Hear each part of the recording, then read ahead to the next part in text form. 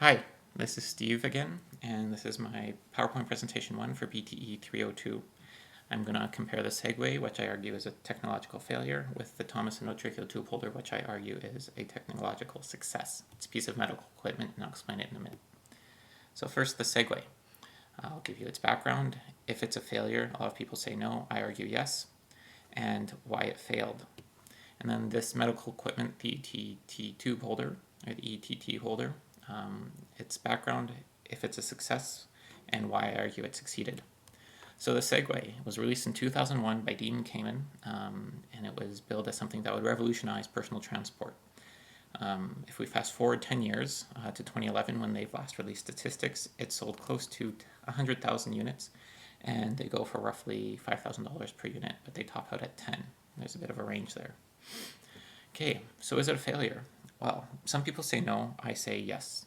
And my qualification for why it's a failure is, if you look at the quotes there, it was going to revolutionize personal transport.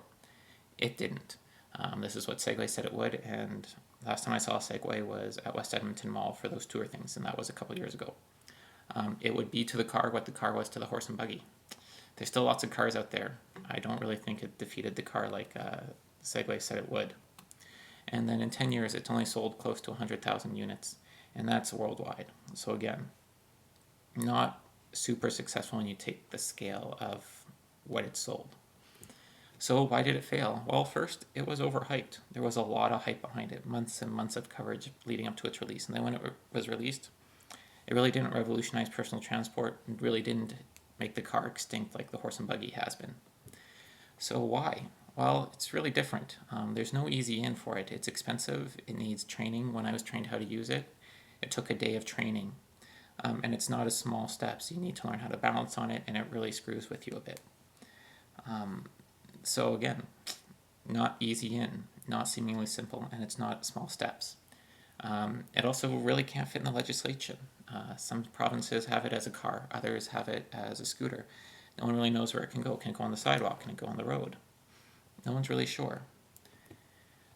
Also, it's expensive. It costs $5,000 at least per.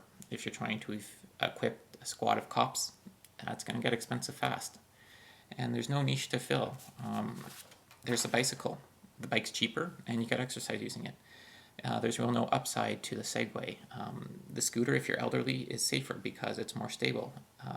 When it was released, it was billed to the elderly population, and well, they don't, as you get older, you lose your balance, and you need good balance to ride on it. And again, I personally would rather use a bike. And the public, I mean, what did you think when you saw those photos? Did you laugh, or did you think, oh, that's pretty cool, I want one? So anyway, that's the Segway. Now the Thomas endotracheal tube holder. Its background, it's a piece of medical equipment. It's a plastic shield with a Velcro strap and a clamp and a little piece of plastic in there to keep people from biting down on the tube, or the endotracheal tube, which is an airway that gets inserted to help unconscious people breathe. It replaces what was traditionally done by taping down the tube and then putting an OPA in to protect it. And it's the most widely used endotracheal tube holder in pre-hospital care. I've been in EMS for 10 years, and it's the only one I've ever seen used in the field.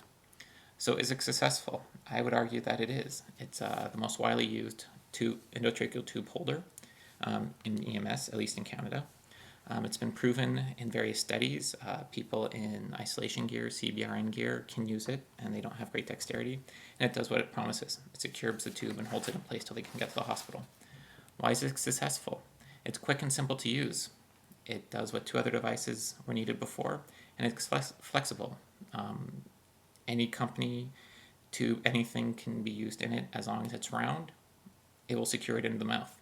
And it's cheap. It's $4 to $5 a unit. I know that seems expensive, but when you consider that an ambulance costs $150,000 to equip, that's not that bad. And also, it's easy. You take about a minute to learn how to use it, and then you're set. So easy in, easy out. So, recap, the Segway was really overhyped, it was very different, it was really expensive, and there's no real niche for it. The Thomas tube holder, simplified, it's inexpensive, and it did what 2 other pieces did. There's my references, if anyone wishes to check up on that, and I look forward to your feedback. Thanks.